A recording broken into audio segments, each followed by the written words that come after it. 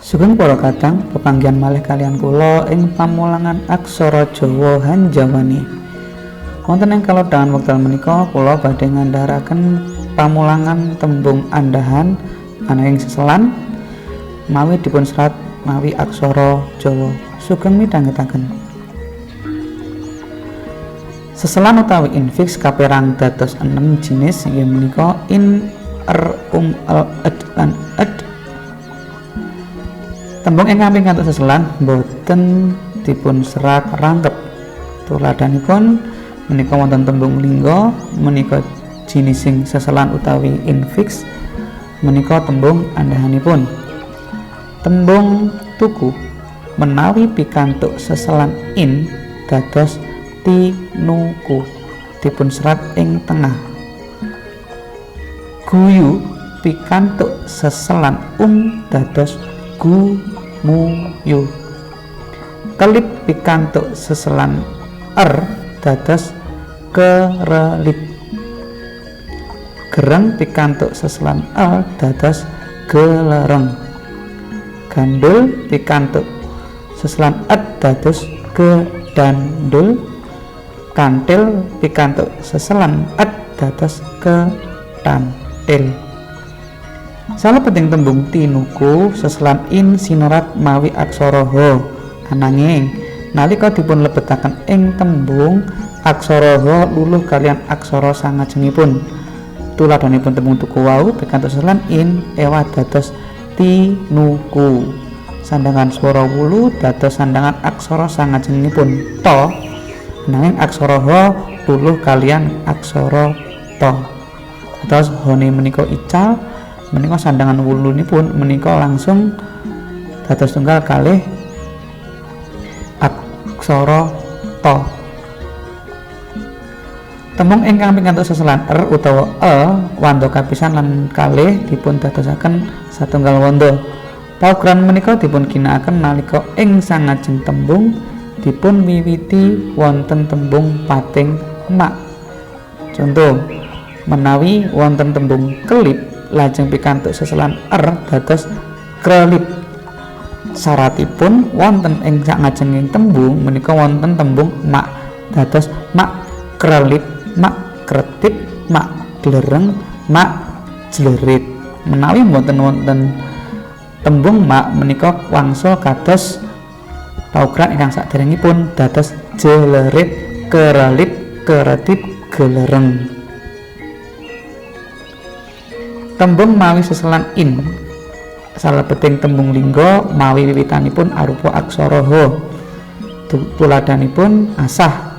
Menawi pikantuk seselan in kados pundi menika seratanipun dados inasah ting ngajeng.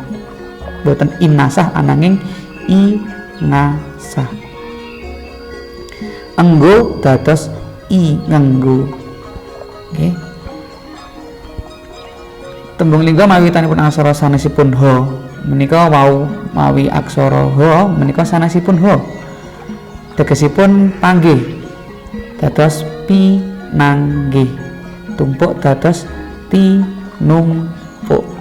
Menika menawi tembung lingga mawi wiwitanipun arupa aksara sanesipun ha. Seselan in dipun ginakaken sareng kaliyan panambang ake. Menika tuladhanipun gosok dados ginosok, kake, angsu dados ingang sok ake. Sawijining tembung ingkang aksara pungkasan awujud vokal lajeng pikantuk panambang ake mila dipun umbuhi ka. Tuladhanipun tembung ingasokake tembung lingganipun menika angsu. Angsu menika wujudipun vokal. Mila aksara pungkasan ing tembung angsu seratanipun dipun tambahi sigekan ka. Nggih, dadi i ngang sok. Lajeng nembe dipun paringi panambang ake, ingang sok ake. Kening napa kok saking u malih dados taling tarung menika awit wingkingipun pikantuk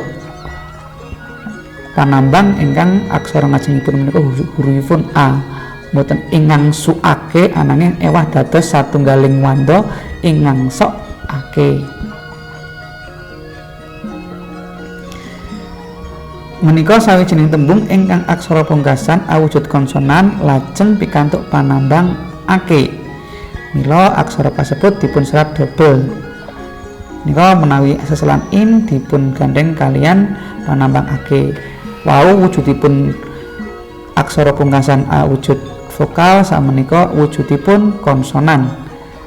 Tuladhanipun gambar ginambarake menika awit wujudipun wingking aksara R menika lajeng pikantuk ake mila R menika dipun double dados ginambarake menika.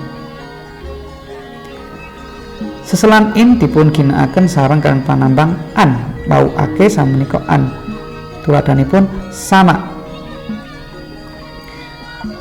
Menawi pikantuk seselan in sareng kaliyan an dados sinamaan.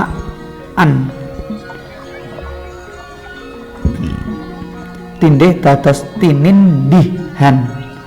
Panjenengan tembung ingkang aksara pungkasanipun awujud konsonan lan pikantuk seselan in sareng kaliyan panambang an mila aksara menika dipun serat double.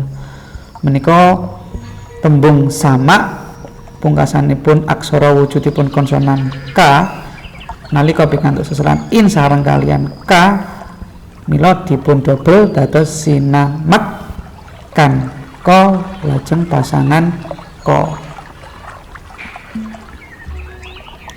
Seselan in dipun ginakaken sareng kaliyan panambang an menika menawi wau wujudipun aksara pungkasan J menika konsonan samenika wujudipun vokal tuladhanipun usada.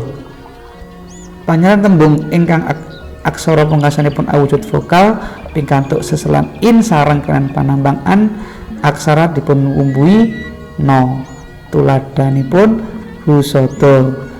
Menika aksara pungkasan wujudipun vokal u pikantuk i in seselan in sareng kaliyan panambang an mula dipun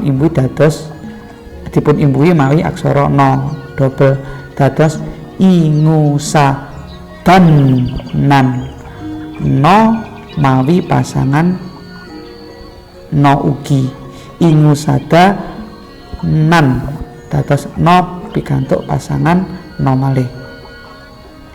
Ingaranan dados ingaranan. Kintenipun cekap semanten pamulangan tembung andahan ing kalodhangan wekdal menika pepanggihan malih kalian kula ing materi aksara Jawa sanesipun. Salam aksara Jawa Hanjayeng Bawana. Matur nuwun.